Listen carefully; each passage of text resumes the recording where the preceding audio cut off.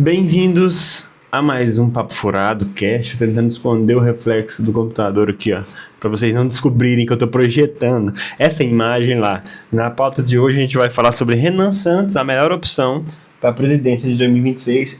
Meus amigos, fomos obliterados pela política, infelizmente. Muitas pessoas não observam que esse peixinho, ele tá dentro do papo de um papo furado, entende? Ó, o efeito 3D. E esse aqui é o pelicano com um óculos do Turn Down for What? E essa é o plano de fundo do meu podcast, Papo Furado. Não sei se vocês perceberam, mas voltando à pauta, né? Só dando uma satisfação aleatória. Hoje vamos falar sobre Renan Santos e por que as casas no Brasil são tão mais mal feitas. Onde que eu saio agora? Finalmente. Despretension Show, mas com uma pegada com menos responsabilidade. Vamos lá, então. Falar sobre... Vocês vão ver eu procurando no meu histórico o vídeo que eu vou reagir. Não sei ainda. Vamos falar sobre Renan Santos, que eu vou pesquisar no meu histórico. Vai me redirecionar a outra página. E aqui nesse histórico tem vários vídeos relacionados à pauta que eu vou fazer agora. Ó, Renan Santos, Eduardo do Moreira, corte rápido. Esse é o melhor vídeo que você vai ver de política nos seus últimos tempos aí. Por quê? Eu vou te explicar por quê. Você vai entender exatamente o porquê. A solução do Rio, ou parte da ideia que tu tem falado, tem a ver com o... Eu não esqueci só o termo que é, mas tem a ver com o Pacto Federativo também, né? Mexer nesse Pacto Federativo. Sabe o que é Pacto Federativo? Você sabe o que é isso? Vamos escutar sobre. Cara, boa parte das coisas que você fala, inclusive, me faz pensar de, será que o Renan vai propor será que precisa de uma nova Constituição para fazer tudo que o Renan está falando que ele gostaria de fazer? Talvez sim. Antes dele responder, vamos lá. Eu não estou vendo o Flávio Bolsonaro sendo razoável. Ou seja, as pautas que ele defende não estão alinhadas com o Igor. O Igor é um cara extremamente confiável. Eu vi pessoas da esquerda indo no flow, pessoas da direita. Ele é um cara isentão, como eu seria se eu estivesse recebendo figuras de ambos os lados. Ou seja, ele quer visualização. Ele é um cara interesseiro no que o convidado pode trazer para ele. E ele trouxe o Renan Santos e o Arthur Duval e o outro Zacarias algumas vezes. E me fez pensar que o MBL é o movimento mais coerente do Brasil no momento atual. Por quê? Já estou fazendo campanha pro Renan, não vou esconder isso. Eu quero que vocês conheçam o Renan. Não que vocês votem no Renan. Primeiro, vocês conhecem o político de vocês. Porque o Renan é o reflexo de tudo que eu luto, assim, na minha vida pessoal. Sem tentar ser tão hipócrita, mas aí a gente vai reagir justamente como ele se comporta diante a afrontas, entendeu? E o Igor tá comprando a ideia deles. Porque ele conversa com eles pessoalmente, então ele entende mais. Mesmo que o Renan esteja fingindo, o Renan é o candidato mais bem preparado para enganar os seus eleitores e convencê-los de que ele é a pessoa certa. Então, o que engana mais, leva. O Lula não engana ninguém, nem o Bolsonaro. Acho que assim, a gente precisa, num governo ideal nosso, a gente endereça muito rápido a questão do combate ao crime organizado e a questão fiscal, ao mesmo tempo. Uau! Guerra contra a conta quebrada, guerra contra o crime organizado. 2 pontos. Guerra contra o crime, guerra contra a economia. E falou lá negócio fiscal, nem lembro mais. Mas são 2 propostas que me chamam a atenção. Porque a sensação que o brasileiro tem é que está correndo risco em todo lugar. Eu vou contar para vocês que tem um cara aqui na minha cidade, tá solto, chama Lázaro. O Lázaro de Divinópolis. Mas ele é um cara que tá fazendo cosplay de Lázaro, aquele de Goiânia, que matou as pessoas lá, estuprou as pessoas. Então, um cara tá solto no mato, virou o Lázaro de Divinópolis. E a gente que mora na roça, ele tá por aqui, não sei onde ele tá. E causa medo. E tem, sei lá, 3, 4 meses que ele tá solto, ninguém faz nada. A polícia não consegue achar, não prende. E é uma sensação que causa de insegurança. Ou seja, a gente não pode correr à noite. Correr. Eu corria, quando eu era algum tempo atrás, eu corria à noite. Saía 9 horas da noite e ia dar uma volta no meu bairro, de noite.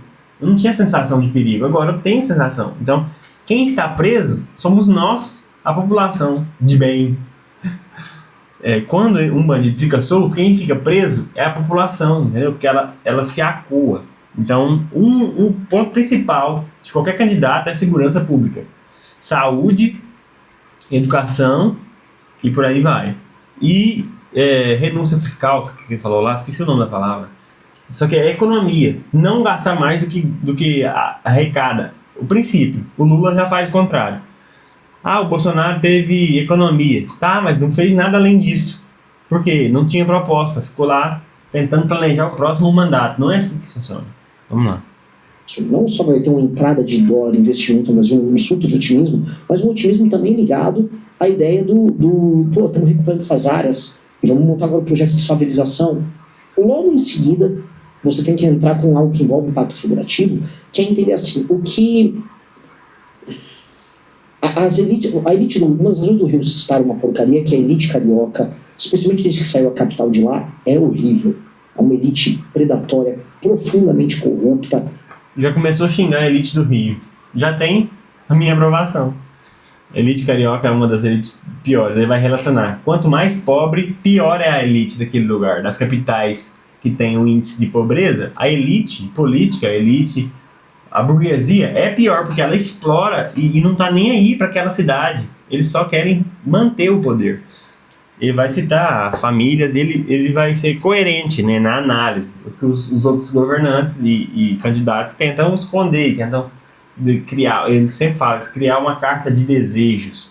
E eu acho um absurdo a pessoa simplesmente falar, eu quero prosperidade, eu quero paz, o meu governo vai ser saúde e educação. Não existe isso. Como é que eu vou te dar saúde?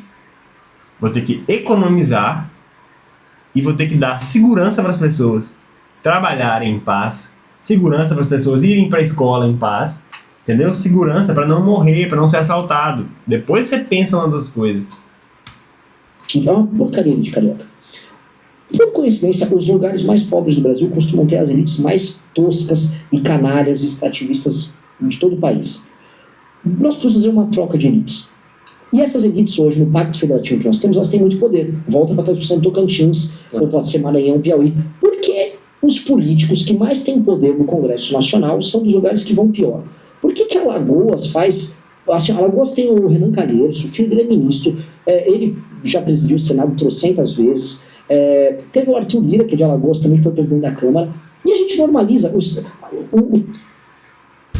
3, 4 figuras mais importantes do país são de Alagoas e tem uma influência no Brasil inteiro. E por que não tem um cara de Minas lá? Porque Minas representa maior parte do Brasil do que Alagoas. É uma questão de representatividade, ou seja, para buscar interesses para Minas, não tem ninguém lá, entendeu? Comparado com Alagoas, que tem 3, 4 figuras, do Minas tem uma. Já é desequilibrado. Não é que Alagoas não mereça, ele vai explicar. Alagoas tem um desequilíbrio de representatividade e é um estado abandonado. Com o número de representatividade que tem de pessoas, era para ser um estado muito, muito rico por causa da sua representatividade. Ou seja, é uma representatividade falsa. Esses caras, Arthur Lira, esses caras, eles não devolvem para o povo. Eles não dão dignidade para o lugar onde eles vêm. Eles só sugam dinheiro. Com o maior taxa de analfabetismo no Brasil, está lá entre Piauí e Alagoas. Alagoas, um lugar totalmente dependente do Estado, com a população muito, muito pobre. E esses caras mandam em Brasília. Qual o sentido disso? É como se você pegar... Qual o sentido disso? Vou montar a seleção... E o Igor simplesmente concorda. Por quê? Não faz sentido. Como é que tem 4, 5 pessoas em Alagoas que são oligarcas, caciques na política e não representam Alagoas, não mandam, não melhoram o seu estado, não fazem nada. Alagoas tem os piores índices de saneamento e educação há muito tempo e esses caras estão lá há muito tempo, entende? Me vê os piores times do Campeonato Brasileiro. Me vê os caras da Série B. Me traz um cara da Portuguesa, me traz um cara do, sei lá, do Tunaluso. Pega um time bem ruim. Chama os caras e bota eles pra seleção brasileira. Qual o sentido? Não tem nenhum sentido. Só que no Pacto Federativo Brasileiro, os políticos dos piores estados, que mamam, destroem aqueles estados, eles mandam demais, porque a representação deles é gigante. Pô, isso tá errado. Por que você tem que pegar o dinheiro? Chama atenção pra meinha. Dá pra ver aqui? Não sei se dá pra ver. A meinha do Renan, dobradinha. Isso mostra uma extrema meiguice, fofice, fofurice. Um cara igual o Lula, ele tem um cara que deixa ele engomadinho. Isso aqui é erro de amador. Ou seja, ele é o cara certo. É um cara inocente. Como que o cara faz isso com a própria meia? É como se o Igor, tá vendo o Igor de short? A gente precisa de caras simples, que pareçam com a gente. O Renan, até 2, 3 meses atrás, ele era um cara igual o Igor. Se vestia igual o Igor, não vestia terno, não vestia sapato. Agora ele foi tentar vestir, olha que ele colocou o cinto por cima da calça e a meia enrolada. Essa meia deveria estar esticada até na canela, mas ela vai fazer aquela marca de meia, de compressão, e vai marcar sua canela, a gordura ali, entendeu? E ele ele enrolou a meia. É um erro amador, mas que humaniza o cara. Eu tô tentando justificar alguma coisa que vai fazer ele as pessoas gostarem dele, mas eu tô zoando ao mesmo tempo. Como São Paulo, Rio, Minas, como Pernambuco. Vamos chamar atenção para outro detalhe. Eu tô falando sério, mas eu tô zoando ao mesmo tempo. Essa água aqui, ó. Água de latinha. É um absurdo. Uma água enlatada. Porque parece ser outra coisa. E quando você vai beber, é só água. A pessoa faz um movimento. Vou beber água agora refrescante. Nossa, que delícia. O que será que é? E é só água. Isso já tá errado. Porque você quebra a sua expectativa. É ruim pro seu cérebro, entendeu? Mas... E outra, esse copo de uísque que não vai ter uísque. Já é um crime por si só. Por quê? A pessoa traz uma latinha azul brilhante, cria a expectativa. O que será? Coloca um copo de uísque, derrama um líquido que vem de uma latinha especial, a pessoa já acha, caramba, eu sou muito especial, olha o que o cara tá me trazendo. E aí vai beber se tem gosto de água. E com certeza essa água, por estar numa latinha, ela tem um gosto diferente da água do filtro, que é uma água sem gosto. Quando você coloca a água, eu vou beber água aqui, em algo recipiente estranho, ela pega gosto daquilo. A água é tão louca, né, que a água pega o gosto daquilo. E ela já fica com gosto de alguma coisa. E é engraçado, né? A água não pode ter gosto. Mas o gosto da água é um dos gostos mais satisfatórios, né? A Chad faz parte hoje do Brasil mais pagador de conta. E aí você vai dar pro Petecão no Acre. Pô, um cara que chama Petecão já não tinha que estar fazendo muita coisa, né? Petecão. Mas você vai dar, não toma lá o dinheiro pro Petecão de você, não manda lá pro governo do Maranhão. Presta atenção Qual o nessa sentido? reação. Aí os caras, eu me lembro um dia... Petecão ou mamãe falei? Olha o Igor provocando justamente onde eu quero chamar para a humanidade do candidato. Até porque ele é um candidato recém, então ele merece a nossa dúvida.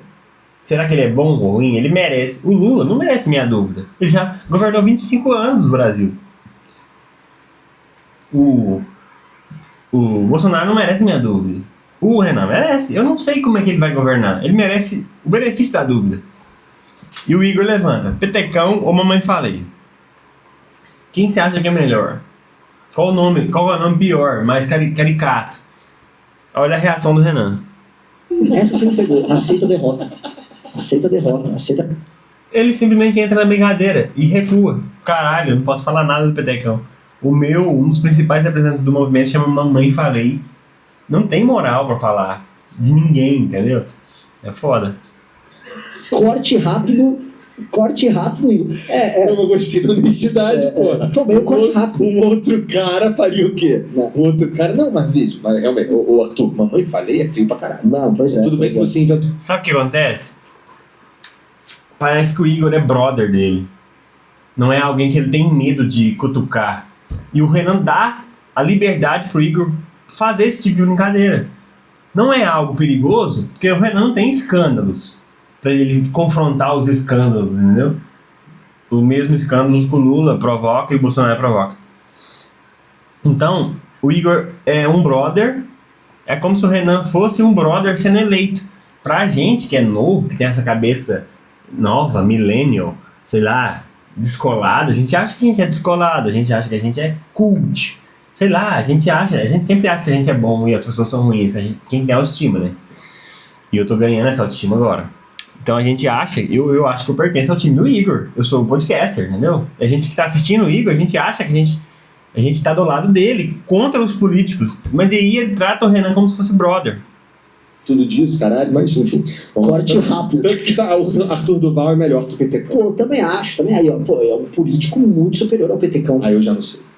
Não, cara, acho que você não iria gostar do Petecão. Tá. Mas o Petecão ele é mais old school, assim. Os problemas do Arthur são muito mais ligados a vamos dizer, um certo amor excessivo que ele tem. Tá bem. Todo Petecão é uma coisa mais velha guarda. Entendi, mais que a gente já viu antes. Já viu antes. Tá bom. Todo respeito a... O problema do Petecão é o problema de Centrão, que é a raiz do problema da política no Brasil. E o problema do Arthur Duval é falar que gosta de lambecu, de ucraniana, numa linguagem metafórica. Elas são tão gostosas que se por acaso elas cagassem eu lamberia, de tão gostosas que são. Ou seja, ele viu mulheres, ele é hétero, ele gostou das mulheres. Nossa, viu a mulher. Se ela tivesse cagada, eu lamberia ela mesmo assim. Aí disseram que ele tava se aproveitando das mulheres. O cara tava sendo homem. Eu não vou ficar defendendo o Arthur aqui não. Mas eu quero fazer um vídeo só sobre isso ainda. Pra defender o Arthur, óbvio. Teca aí. Mi trabajo es fácil porque Tem que aturar essas propagandas, né? Infelizmente. Eu tô falando pra câmera, mas aí o microfone tá aqui, ó. Muito burro, né? Eu sei. Petecão é muita... Esses caras... não faz sentido a gente ficar dando dinheiro para os lugares que funcionam. Mas o modelo brasileiro é um modelo que incentiva que o dinheiro seja jogado no que vai pior. O modelo brasileiro é um modelo que incentiva que o dinheiro seja jogado num lugar que vai pior. O que é isso? Quanto pior o seu índice de educação, mais dinheiro você recebe para melhorar o seu índice. Aí o que acontece ano que vem? Seu índice piora. O que você recebe? Mais dinheiro para tentar melhorar. O que acontece? O índice piora. Por quê? Quando você recebe mais dinheiro, você recebe um incentivo. Continua fazendo o que você está fazendo para melhorar. Não, quando você recebe menos dinheiro ou uma ordem de mudar o método porque não funcionou, ou se você não mudar, você vai sair, você vai perder seu cargo. Aí sim isso causa mudança. É como se as prefeituras não tivessem chefes fiscalizando. Caramba, você piorou o seu índice em 4 anos seguidos? Não precisa se candidatar para reeleger. Você não é qualificado. No primeiro mandato, você piorou o índice. No segundo, você piorou. No terceiro ano, você piorou. No quarto ano, você não vai concorrer, porque você só piorou os índices. Entendeu? Um cargo executivo, ele tem que executar focando mudança, como se fosse uma empresa. Se você não der resultado, você vai ser despedido. É simples. Isso precisa ser arrumado. Então, primeiro, a gente tem que diminuir o número de municípios. Tem muita gente, tem muita classe política municipal fazendo coisa inútil. Tem município de 3 mil habitantes, 6 mil habitantes. Vamos lá tentar explicar isso para quem não está entendendo. Que é extinguir municípios. O que é? Mandar uma bomba? Não. É reduzir o número de funcionários públicos inúteis. Existem cidades no Brasil que não tem 3 mil pessoas. Aqui no meu bairro tem quase 3 mil. E tem cidades com esse número de pessoas. E o que acontece? É como se existisse uma prefeitura no meu bairro com 10, 15 cargos de senador, deputado... Como é que é? Esqueci a função. Cargo municipal.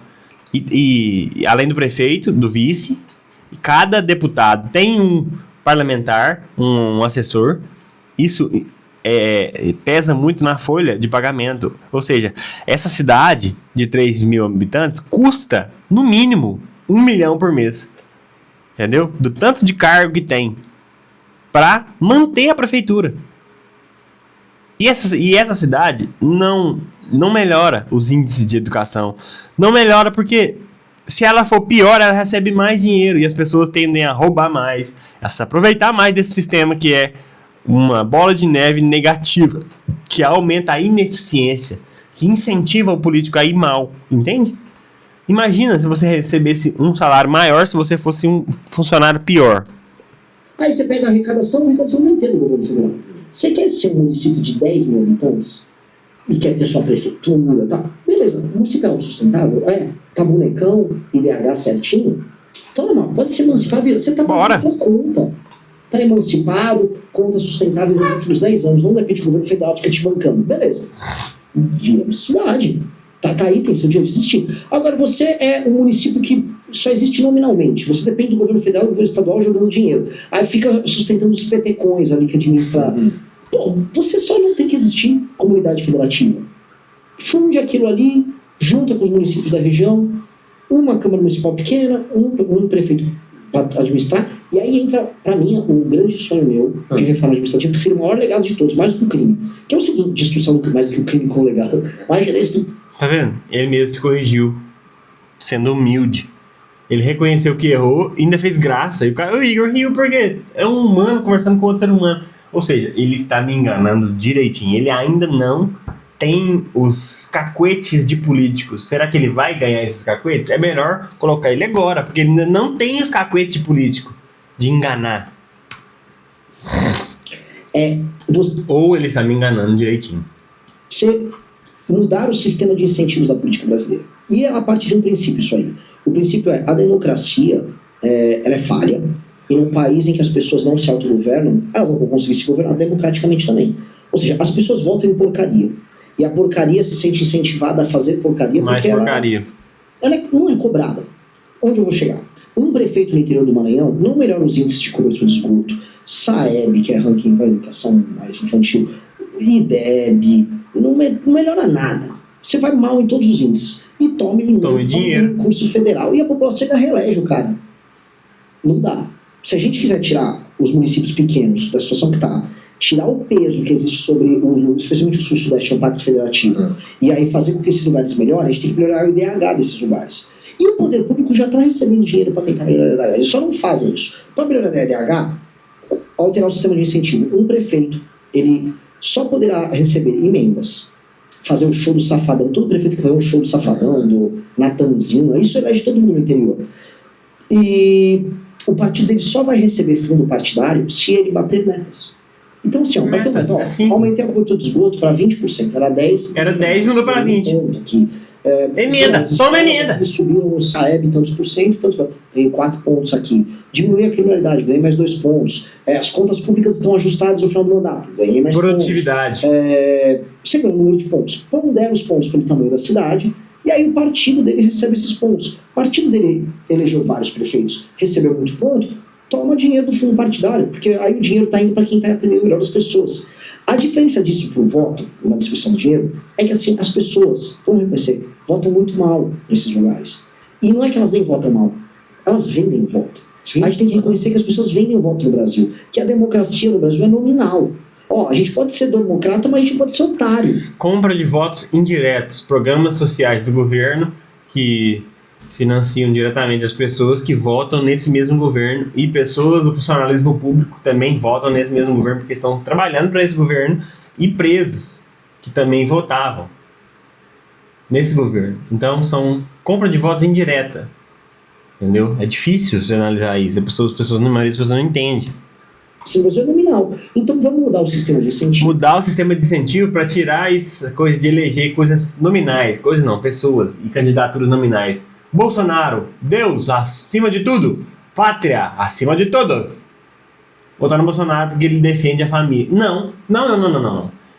Quantas leis o Bolsonaro fez que defende a família? 0. Então ele não defende a família. Esquece. Bolsonaro. O que ele fez? Quais são as ideias dele? Armas. Ele fez alguma lei que facilita adquirir armas? Não. Então, ele não defende armas. É simples. Para que o prefeito, um Kassab e tal, presidente de um partido, ou eu agora sou presidente de partido, cara, eu preciso eleger pessoas muito sérios. Isso que me ganha, cara. Ele finge muito bem, cara. Por quê? O Kassab, o presidente do PT, o presidente do PL, esqueço o nome dele, que eu não decoro essas porra. Ou eu também sou presidente do partido, então serve pra mim também. Eu tenho que obedecer às regras que eu tô tentando impor. Não é só pros outros. Não é da boca para fora. Ele vai crescer mediante um bom desempenho que o prefeito tiver e melhorar a vida das pessoas. E quem vai matrificar não são as pessoas, porque as pessoas não sabem medir, elas nem querem medir. No começo elas vão falar, me dê uma telha, enche o pneu da minha bicicleta, me dá uma graninha para eu fazer uma porta da minha casa, que é isso que as pessoas querem dos vereadores e do próprio prefeito. Não. Critérios muito objetivos que vão alterar o IDH das pessoas. Critérios objetivos. Naquele lugar. Isso vai propiciar resultados melhores, formação de mão de obra. Critérios objetivos obriga ele a se enquadrar nos critérios objetivos. Não é, por exemplo, mudar o índice da fome para caracterizar menos pessoas na situação de fome. Ou mudar o índice de pobreza para tirar pessoas da pobreza baseado no nome que você dá àquela pobreza, ou a quantidade de refeições que aquela pessoa tem por dia. Se aquela pessoa tem uma refeição por dia, ela está em situação de fome. Aí você muda a métrica da fome. Ou seja, você muda se a pessoa se alimentou essa semana ou não. Aí a pessoa comeu 2 pratos por semana. Entendeu? Não é um por dia. Então ela sai da pobreza. Porque ela se alimentou essa semana. Entendeu? Ela não vai morrer de fome. Entende? Não é mudando as métricas, é mudando parâmetros objetivos para medir a produtividade de cada setor público. E se não bater meta, não continua nem o próprio mandato. Você cria meta de 6 em 6 meses. Para serem batidas de 6 em 6 meses. Como se fosse qualquer empresa produtiva. A empresa que você trabalha, ela tem metas. Se você não cumpre suas metas, não cumpre o seu trabalho, você é demitido. Você tem que exigir que seus políticos também sigam isso. Aí você quer atender os econômicos no médio prazo, você melhora. Pronto. Mudou o sistema de incentivo. Mudou. Aí o fundo partidário, em vez de ser um problema, não fala, vai ser uma solução. Porque aí os prefeitos, os presidentes de partido, que são os ratos por grana, são a minha categoria. Tem meus colegas presidentes de partido, eles vão ficar correndo para botar um monte de técnico junto nas prefeituras. Vai criar um incentivo para os caciques elegerem técnicos para ganhar mais pontos, ganhar mais dinheiro de emendas, entendeu? O que leva o partido a ganhar um ponto? Ser bom para o povo. Se for bom para o povo, ganha mais pontos, ganha mais dinheiro. Entendeu? E foda-se, porque aí se o objetivo é você ter, se no fim a gente tem como resultado a vida das pessoas melhor mesmo, sim. Então estamos usando bem o dinheiro, porque nesse momento estamos gastando dinheiro pra caralho, tá todo mundo, por exemplo, eu pago, e assim, eu sou um privilegiado de conseguir pagar a escola 2 vezes, conseguir pagar a saúde 2 vezes, né? A maioria das pessoas aí paga uma vez só, que é a pública, e isso é uma merda. Sim. Então se a gente conseguir, porque assim, a gente é muito puto com imposto, nem gosta de Olha essa imagem aqui. Como é que ele tá jogado na cadeira sem postura de presidente? Olha isso aqui. Você tá vendo aí? Consegue enxergar, né? Olha isso aqui. Ele tá menor do que o Igor. Eu achei que o Igor era menor do que ele. Ele não tem postura de presidente. É isso que a gente precisa. Alguém que não pareça com o presidente. Ele cortou a peruca do Renan. Ele cortou. Deixou baixinho. Fez a barba. Tomou um banho e foi no flow parecer um presidente. E não conseguiu. Esse é meu presidente. E eu diria que é especialmente porque tu não vê a porra do imposto na vida mesmo pra valer. Ele acabou de beber a água direto na garrafinha, na latinha. Se ele fosse qualquer outro presidente, ele colocaria água no copo e tomaria no copo para fingir ser alguém melhor do que ele é. Tem rua, tem isso aqui assim, mas tu não anda com o celular tranquilão na rua, tu tem que pagar a escola, tipo, tu vai lá na Faria Lima, lá duvido que o filho daqueles caras lá estuda na escola pública. Então o imposto é foda, especialmente porque a gente não usufrui. Sim. Né? E assim, eu não compro um discurso, tá de jeito que comprava, tipo assim, não, porque o rico, não sei o que, cara. O rico no Brasil é uma pessoa com classe média, ou eventualmente até pobre, num país como os Estados Unidos. Um cara de classe média produtivo não tem que ser penalizado por ser produtivo e gerar riqueza. Isso é muito verdade. O cara que tá conseguindo ascender socialmente, ele não tem que ser penalizado. Ele tem que ser livre para continuar ascendendo de acordo com o esforço dele, entende? E você cria um ódio e uma disputa entre classes, como se o pobre odiasse quem saiu da pobreza e querer trazer para baixo e ter inveja daquele cara que subiu. Isso é o que está acontecendo no Brasil hoje em dia. Não é uma economia que gira a prosperidade, é que gira a inveja. É muito ruim isso, socialmente falando. Quando você compra um carro novo, as pessoas desejam que você bata esse carro, não que você compre outros carros. E eu também compro outro carro, entendeu? Não, ele vai pagar muito. Cara, eu não quero que ele pague muito, não. Eu quero que ele pague o suficiente para a gente sustentar. O suficiente para sustentar. E para que as pessoas como um todo ganhem mais dinheiro. E para que a gente garanta que as pessoas que vêm muito lá de baixo tenham oportunidades de subir. Ninguém tem que ficar se odiando. É um jogo de ódio. Mas que eu tenho ódio de alguns ricos. Mas não tem que ser isso. Mas meu ódio é eu que guardo de uma caixa. Vou fazer terapia, vou, sei lá, ficar desenhando lá Bob Goods. Até porque a ideia de que quando a gente pensa que, porra, o pobre, o cara que tá fudido lá, ele passa a ter mais oportunidade, o cara que é rico é melhor, porque assim, imagina, agora eu tenho mão de obra qualificada, ou agora eu tenho um cara que ele não tá, que o modelo de negócio da vida do cara não é ficar me processando, porque tem uma galera que é assim, lógico. Né? Então é bom pra todo mundo. É óbvio que é. Aí você começa a criar uma sociedade. Eu acho que se o pacto fica bom pra todo mundo, as pessoas começam a confiar umas nas outras e a gente resolve um outro problema. Isso só no longo prazo, que é mudar a cultura. O Brasil é um dos países que as pessoas menos confiam umas nas outras no mundo. Se não for o que as pessoas menos confiam umas nas outras no mundo. A gente é um país... Eu levei cerca de 7 a 8 calotes no meu trabalho de freelance. Não confio nessas pessoas. E a gente tem medo de ser roubado por pessoas que pareçam ser bandidos, porque a gente não confia nos outros, porque a gente julga pelo estereótipo. Menor confiança interpessoal das Américas. Isso diz muito sobre o tamanho do Estado, porque se você não confia um no outro, você vai querer que o Estado venha fazendo uma intermediação da nossa relação. Se você não confia um no outro, os juros necessariamente é caro, porque você acha que o outro vai dar calote em você.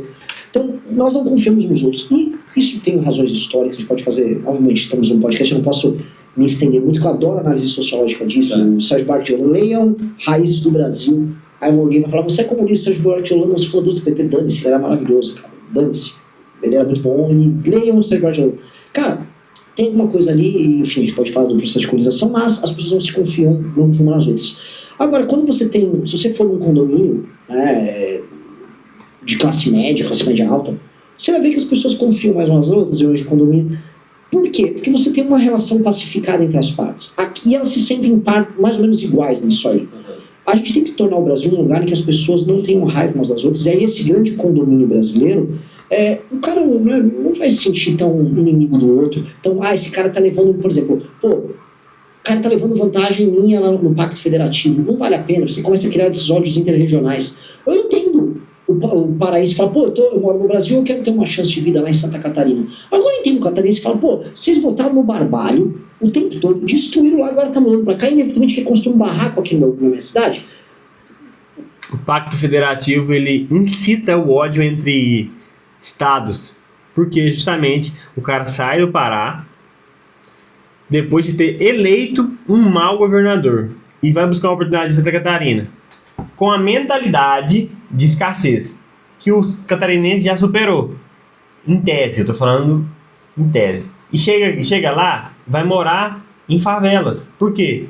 Não tem condições de receber um monte de pessoas que saem ao mesmo tempo. O que seria razoável? Investir no Pará para as pessoas que estão lá terem dignidade, não quererem sair de lá. Para as pessoas ficarem no Pará e serem ricas do Pará. Isso é o certo. Não é o ódio aos paraenses por ter vindo para cá e estragado Santa Catarina. Não! Eu quero que as pessoas se comuniquem dessa forma. Eu desejo, né? Que elas queiram ser prósperas onde elas nasceram e ter oportunidades. Não igual eu querer sair do Brasil para ter oportunidade. Não precisa querer sair. Dá para ser próspero aqui. Entende? Esse é o desejo. É a filosofia. Não é odiar quem vem. Por exemplo, o haitiano vem pro Brasil, eu vou odiar ele. Não, é querer que o país dele se desenvolva para mim visitar o país dele e ter riqueza lá também.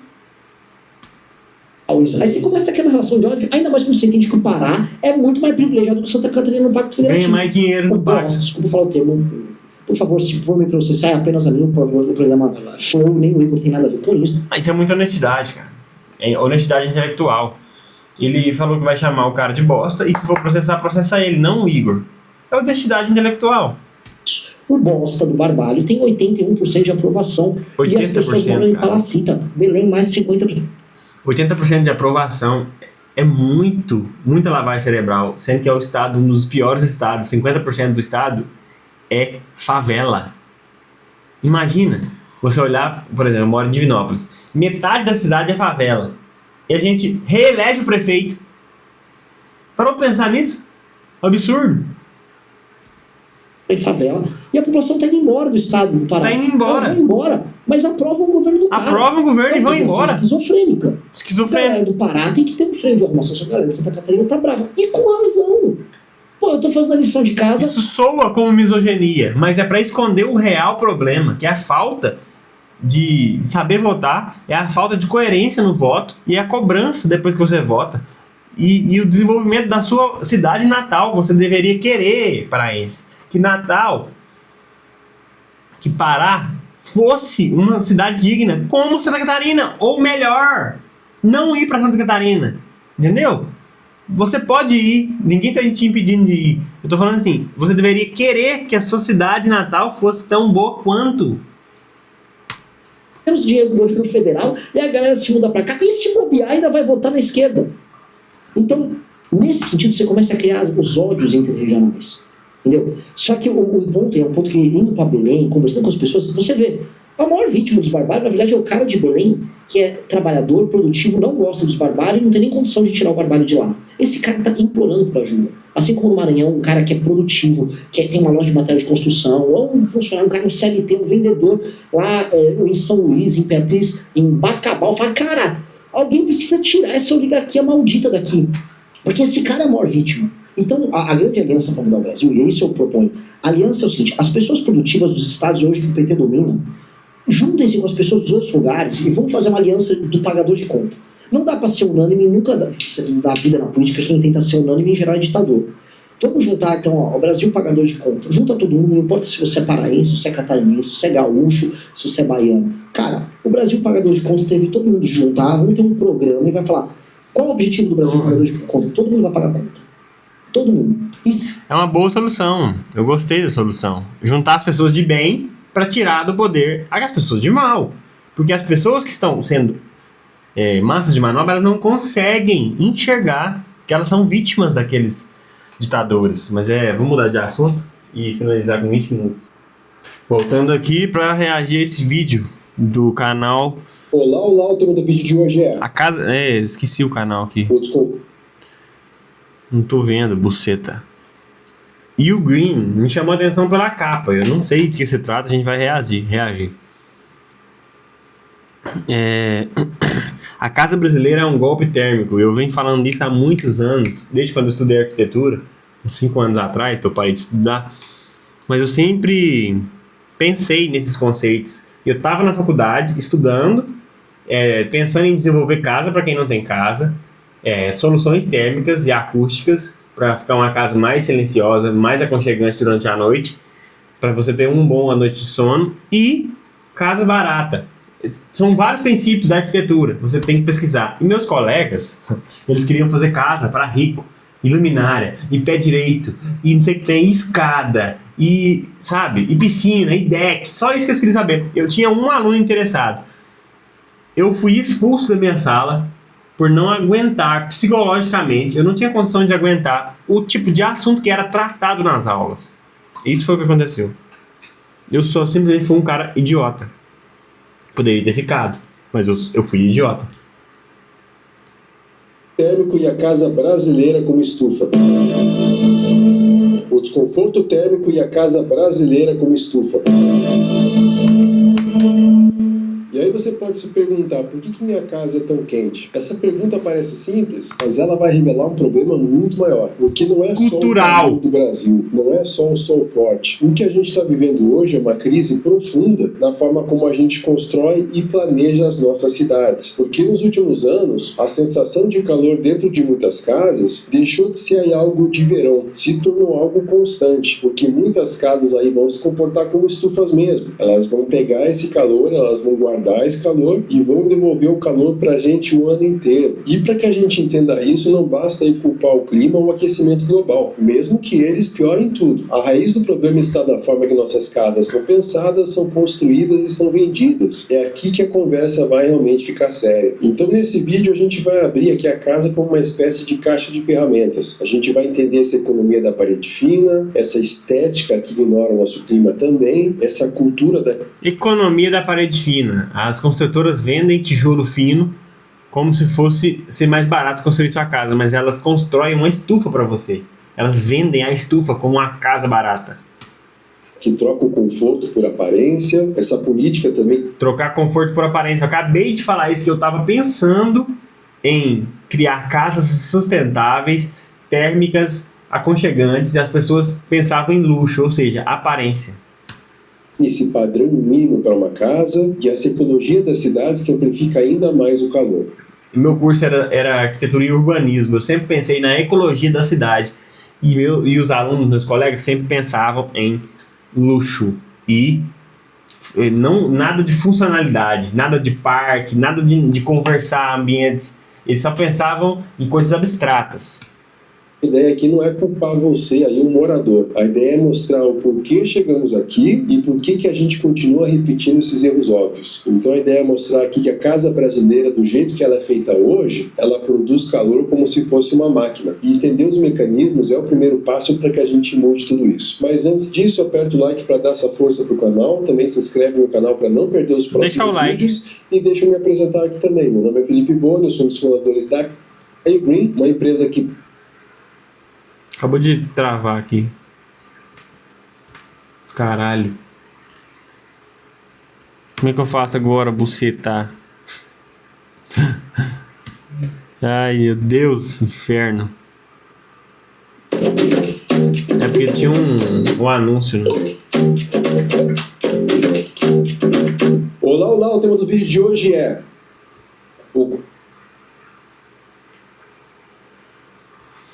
Cara, esse canal é legal, tô vendo aqui uns temas, ó. Arquitetura do status, como as casas reproduzem. Já é interessante, é o que eu tava falando aqui. Eu estudei 2 anos e meio de arquitetura e já entendi esse canal completo, a essência do canal, e era o que eu tava tentando fazer. Me dá tanto ódio que eu não prossegui com a minha ideia. E fui seduzido pelo ódio de não conseguir aguentar a mentalidade daquelas pessoas. Busca catalisar a sustentabilidade na construção civil, trazendo esse valor de moradia novamente para as construções, não só o fator aí lucro, para que pessoas possam morar melhor, com mais qualidade de vida, com mais conforto, com economia de energia, de água. E para isso a gente tem algumas formas de ajudar as pessoas aqui, através de treinamentos, através de projetos e também de consultoria. Então, caso você necessite de uma solução sustentável, fala com a gente aqui nos links abaixo na descrição. E vamos continuar. E para entender por que as casas brasileiras então têm um desempenho térmico a desejar, a gente precisa entender essas forças econômicas que mudaram como a gente constrói. Porque se a gente analisa aqui pelo materialismo histórico, a gente vai ver que a casa nesse capitalismo periférico em que a gente vive, ela não nasce primeiro como abrigo para o corpo humano, ela vai nascer primeiro como mercadoria. Então mercadoria, ela é meramente um produto a ser vendido, ela não é em inglês tem essa tradução, home and house. What is the difference between home and house? Meaning, que é significado. Casa de home é significado, é coração, é aconchego, é pertencimento. E a palavra que eles usam é belonging, que é pertencimento. E house é a estrutura, é uma casa. Casa de cachorro é house, dog house. Casa de borboleta é onde ela nasceu, é a butterfly house. Agora, a casa do ser humano é significado, é cérebro, coração e pertencimento. Isso é até bonito de falar, mas é isso que significa casa. os materiais, a espessura das paredes e até mesmo a orientação para o sol vão entrar em... A orientação para o sol dá até preguiça de falar. A orientação para o sol é a primeira preocupação na implantação da casa. Primeira. Onde nasce o sol e onde se põe o sol.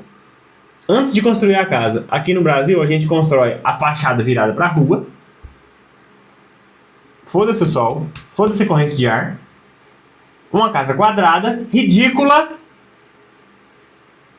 E enche de muro para não ser roubado. E coloca telha vermelha e aquele Lego. Aquela coisa quadrada com telha vermelha.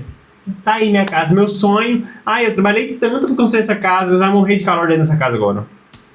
Depois. Então, o que vem antes é a lógica da rentabilidade e essa pressa para girar o capital. Então, a arquitetura vernacular brasileira, que foi criada aqui ao longo dos séculos e sempre em diálogo com o clima, ela dependia de uma coisa chamada massa térmica. Então, quando a gente fala de uma construção de taipa de pilão ou aquelas paredes espessas em pedra e cal, elas funcionavam como grandes baterias de calor. E aí a física vai ser simples: mais massa vai significar atraso nessa passagem do calor e esse amortecimento nas variações de temperatura. Quanto mais grossa a parede, mais térmica ela é, mais ela retém o calor, mais ela segura a temperatura interna por mais tempo. Entendeu? Tu tá entendendo? É física. O que o mercado vende é paredes cada vez mais finas. Dia, as paredes vão absorver o calor sem deixar esse calor entrar de imediato. E aí, à noite, essa parede vai liberar energia aos poucos, criando aquele ambiente mais estável, mais fresco também e até levemente aquecido naquelas noites frias. Só que o setor da construção mudou. Então, com a industrialização e depois com a financiarização do mercado imobiliário, o tempo vai se tornar o principal variável agora. Então, paredes grossas significam mais material, significam mais transporte, significam mais fundação e principalmente mais tempo de obra. Então, nesse mercado guiado por lucro rápido, vão surgir paredes leves, paredes finas e muito menos eficientes. Então, a troca da parede maciça por essas paredes aqui, por blocos de concreto ou também blocos cerâmicos, que vão deixar muitas paredes finais com 9 ou 15 centímetros, isso vai eliminar a capacidade da casa de resistir ao calor diário. Então, essa ditadura da parede fina aqui vai abrir espaço para essa radiação atravessar a casa em poucas horas, transformando o interior da edificação no calor muito antes da metade do dia. Então não vai ter esse fenômeno aqui da bateria que vai armazenar esse calor aqui e à noite vai levar o calor para dentro. E a construção civil é um dos motores econômicos do Brasil. Então cada real investido gera R$3 na economia. Mas esse sucesso macroeconômico ele ignora um problema, que é que o desempenho ambiental é ruim. Então o setor cresce, mas a qualidade das casas cai. Diminui e a economia bastante. Feita na obra, ela gera um gasto enorme ao longo da vida útil da edificação, porque vai ser mais ar-condicionado, mais problemas de saúde, mais desconforto. Mais também. desconforto. Então quem paga Menos noites confortáveis de sono. É um prejuízo a longo prazo que a gente paga. A gente economiza R$2 em cada tijolo, em cada R$1, em vez de pagar 3 e receber 3 e quitar a conta. Não, a gente paga. A cada R$1 investido a gente tem R$2 de economia. Então a gente acha que tá ganhando. Eu fiz minha casa baratinha, só com 100 mil. Entendeu? Isso é a ilusão da construção civil. Minha professora, ela falou pra mim que a construção civil ia se revolucionar no país. Estava crescendo. Eu aposto que ela não estudava esse tipo de coisa. Porque era uma professora. Professora no Brasil se tornou sinônimo de desleixo, cara. Só de garantia de salário. Eu odeio contar essas histórias, mas eu corrigi meu professor na sala de aula. E ele falou o seguinte: eu esperei a aula acabar para corrigir ele. Ele tinha invertido as grandezas do gráfico. O gráfico de torção de uma viga. Ou seja, a coisa mais importante da estrutura do prédio de casa. A coisa mais importante. Ele inverteu. E eu corrigi ele no final, porque eu prestei atenção. Ele falou: na próxima aula a gente muda. A gente não pode esquecer, você me lembra. Tudo bem. Não tá tudo bem. Você errou. Você estava ensinando e errou. Vamos voltar. vai ser o morador e não a construtora. E a habitação de baixo custo no Brasil revela, de uma forma muito direta, como que essa pressão financeira molda o conforto das casas. Então, quando a meta é erguer o maior número de casas no menor tempo possível, o projeto é obrigado a operar nesse mínimo viável. Então, nessa lógica, cada centímetro de parede, cada camada de isolamento e cada material com melhor desempenho, isso tudo é visto como um custo extra e não como uma necessidade humana. Então, É custo, não é investimento. Tudo que vai melhorar a casa a longo prazo é visto como um custo, inclusive a durabilidade. Aqui em casa, eu falo por experiência própria, as paredes não são meramente barreiras de ar, que é uma parede. E essa coisa de isolamento acústico e térmico. A parede serve para isso. Aqui em casa, a parede é estrutural, ela segura a coluna. Tem lugar que é estratégico que não tem coluna, mas tem parede. Então a parede está rachando por falta de estrutura. Porque quem construiu a casa não sabia disso. E eu estudei arquitetura e até hoje eu nunca fui consultado nessa coisa de reforma. Meu pai simplesmente ignora o meu conhecimento. Me deixa triste. Vontade até de chorar. Mas limitações que atendem ao orçamento, mas não falhar em atender o corpo das pessoas que irão morar ali. Então, em muitas casas térreas, a laje de concreto vai ser trocada aqui por um forro de PVC ou vai ser simplesmente retirada. E aí o calor que a telha absorve lá de cima vai irradiar direto para dentro. Então, a casa vira uma estufa com esse sol batendo no telhado. A telha de fibrocimento também, de 4 a 6 milímetros, ela é barata, leve e fácil de instalar, mas ela tem uma alta condutividade térmica. Alta condutividade térmica. Eu estou trabalhando num lugar, a gente seleciona tomate. Eu fico debaixo dessa teia durante 5 horas do período da tarde. Eu tenho vontade de me matar, de me jogar de um prédio, de mandar todo mundo pra puta que pariu. Eu tenho vontade de quebrar essa teia no soco, vontade de jogar os tomates pra cima, por causa do calor. E as pessoas fazem graça. Parece uma sauna. Olha, a gente tá morrendo de calor, galera. Ah, mas o Brasil é quente mesmo, né? E é isso mesmo. Vontade de enfiar essa varinha, você sabe aonde. E uma inércia térmica, que é aquele fenômeno que eu comentei antes ali com a parede. Então, sem uma manta térmica ou um forro ventilado, ela vai esquentar até 50, 60 graus no verão. Então, é como colocar aqui um radiador gigante sobre o morador. E para economizar também, muitas unidades vão receber janelas pequenas, que vão ser padronizadas e incapazes de criar uma ventilação cruzada. Então, mesmo atendendo o mínimo legal, eles não vão atender ali o mínimo do conforto térmico. E claro que isso aqui nessa implantação de muitos conjuntos próximos, muitas vezes vai bloquear o vento também, criando bairros ali quentes. E aí no fim das contas, o bairro quente deixa uma cidade quente, que deixa um país quente, que deixa as pessoas exaustas de trabalhar em locais quentes, chega em casa, não descansa porque tem um local quente, um inferno, literalmente um inferno. A pessoa trabalha num local que não tem ventilação, ela não respira direito, ela se exaure fisicamente, ela não tem um retorno financeiro justo, ela não tem nem comida às vezes direito, ela tem que trabalhar para pagar contas e viver no inferno, vivendo cansada 24 horas por dia. É um inferno morar no Brasil. Tem vários países que são assim, mas não é justificativo pra gente achar que tá bom. Tá ruim. Eu não sou culpado de apontar o defeito. O Brasil é ruim de se morar, as casas são ruins. Não é motivo de orgulho ter uma casa no Brasil, porque a casa é ruim. E o governo não te ajuda, o governo só te atrapalha. E as pessoas ao seu redor, elas te julgam quando você ganha alguma coisa. É ruim morar no Brasil, é ruim ter amigos no Brasil, é ruim ter parceiro no Brasil. Todo mundo quer te passar a perna. A sensação que causa é uma bola de neve negativa, bola de negativa. Uma bola de nevativa. celular e se transforma em um ativo financeiro. A preocupação deixa de ser o conforto da pessoa que vai viver ali e vai passar a ser se o imóvel pode ser financiado, se ele pode ser vendido ou transformado aí em um título financeiro negociável. Ainda a cadeia de construção no Brasil ela é enorme, mas ela é muito desigual. Então existem grandes indústrias e pequenas olarias em locais. E a performance térmica ela depende tanto da qualidade do material quanto da forma que esse material é usado. Então o bloco cerâmico, por exemplo, ele pode ter um bom desempenho, mas muitas vezes ele é colocado sem critério, com paredes finas e argamassas que criam aí as pontes térmicas. Pontes térmicas são esses pontos mais fracos em que o calor consegue trafegar mais fácil. Mesmo com bastante isolamento, existem áreas que são pontos mais fracos aqui. Eu explico bastante sobre isso no vídeo sobre Sabe a lógica do banheiro de shopping, que tem um S para não ver lá dentro?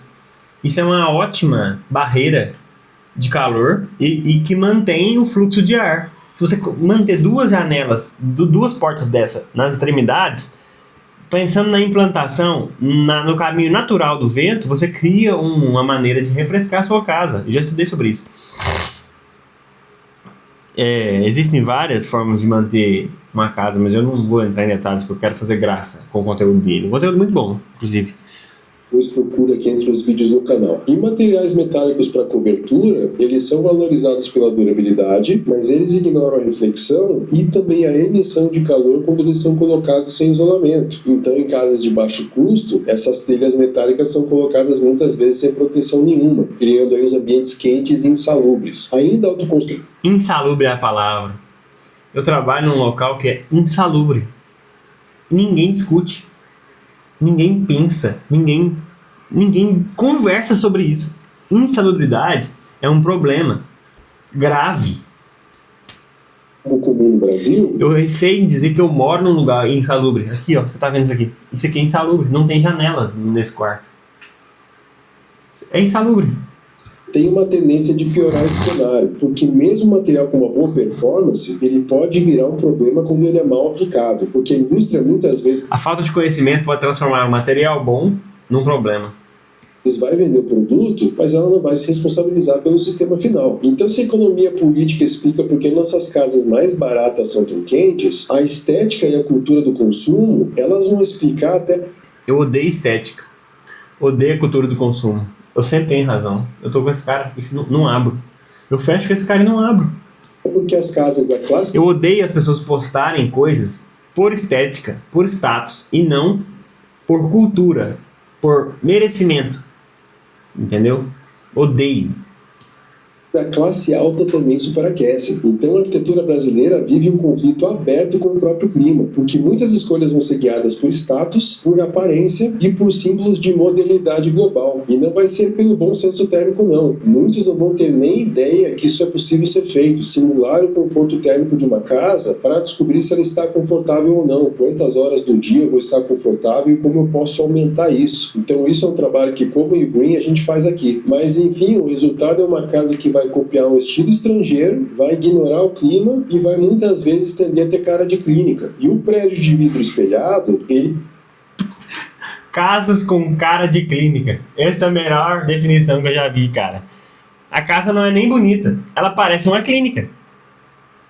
Só isso. Não é uma casa fresca, não é uma casa bonita, não é uma casa funcional, não é uma casa, não tem nada. Ela parece uma clínica e ponto. E o rico acha que tá vivendo bem. É o símbolo aí máximo do sucesso e da modernidade no nosso Brasil. Então esse modelo veio direto de cidades frias no hemisfério norte, como ali Nova York ou também Londres, e lá a radiação solar é menor. Bem menor. O desafio maior é aquecer o interior. Só que aqui o problema é o oposto. É o excesso de sol e calor no nosso problema. Então o nosso vidro aqui, ele vai deixar a radiação solar entrar, então entrou aqui, e esse calor não vai conseguir sair com facilidade para fora. Então quando a gente usa grandes áreas envidraçadas sem nenhum sobreamento, a gente vai criar aí verdadeiras estufas. Então o sol vai atravessar essa fachada de vidro aqui o dia inteiro, vai aquecer aqui o interior e o calor vai ficar preso. E a arquitetura modernista do século XX, apesar de várias ressalvas aí, eles sabiam disso. Então obras aí do Lúcio Costa, do Niemeyer, do Afonso Eduardo Reide e também os irmãos Roberto, eles incluíam brises, cobogós, beirais e também marquises para proteger aí as janelas e as paredes. Já essa arquitetura corporativa atual, ela vai apagar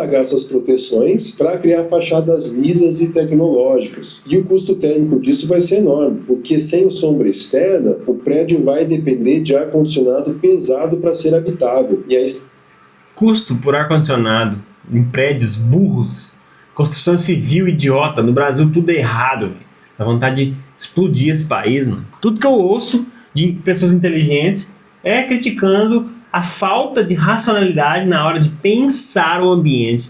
de criar uma ideia nova, de discutir problemas sérios e lidar apenas com o retorno financeiro.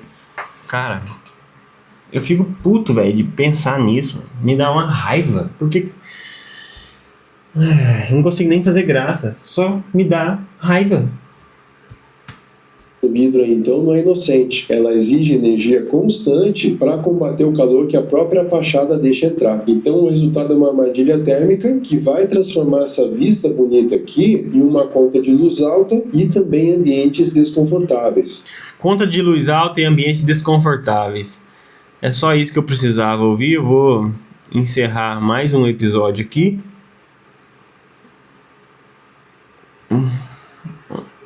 Aqui. Exatamente assim. Encerrar mais um episódio, tem 2 minutos para encerrar. Eu sempre tive problemas com calor. Sempre. Com problema com suor.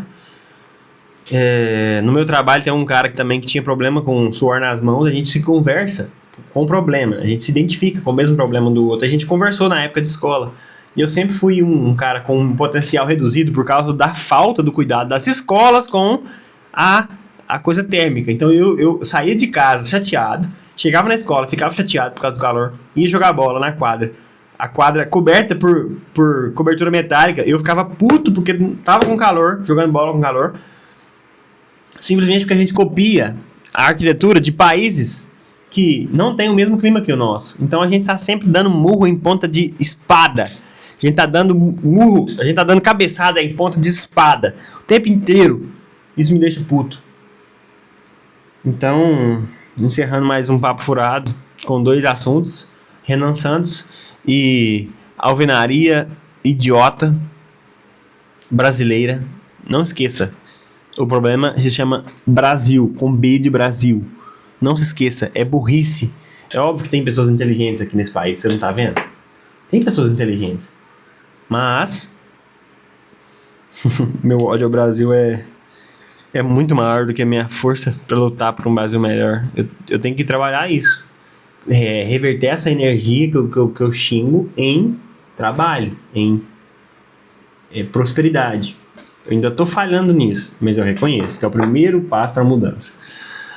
Encerrando mais um Despresidente Show, eu gostaria que você deixasse seu like para me incentivar a continuar fazendo, né? Quando os números aumentam, a gente sente um afago. É um afago. 10 likes.